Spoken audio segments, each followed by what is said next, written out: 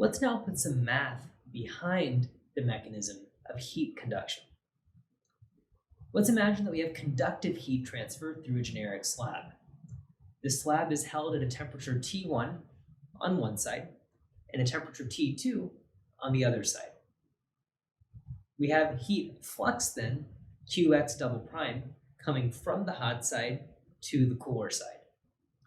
The subscript here, x, defines the direction of the flux, that we have heat transferring in the x direction. On this diagram, we also have T on what we would conventionally call the y-axis. And this means that the hotter side is held at T1 and hence is higher up on this diagram than the cooler side, whose dot is lower down on this diagram. So we can come back to our definition of heat transfer, that it is thermal energy in transit due to a temperature difference. And let's convert this statement into math. Thermal energy in transit could be Qx double prime. This is our choice as to whether it's a heat current or a flux. For the purpose of this equation, it's easier if we use a flux, Qx double prime. The temperature difference we could depict with dt dx. It's important here to have this normalization of dx because it tells us over what length scale this temperature difference exists.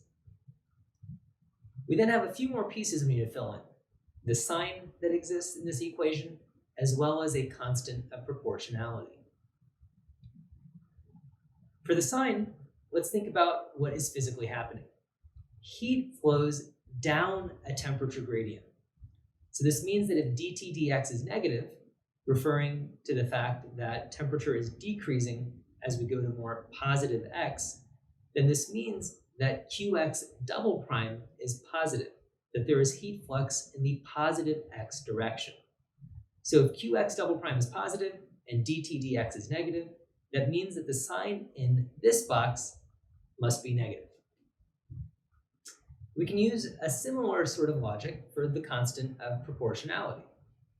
The constant of proportionality is a constant which describes how easily a material conducts heat. We can physically glean this from the equation, that if we have a given value of dt dx, the heat flux will be larger to the extent that this constant of proportionality has a larger value. We refer to this constant of proportionality as the thermal conductivity. And we can also add a subscript to it, x, to define the direction in which this constant of proportionality depicts heat transfer.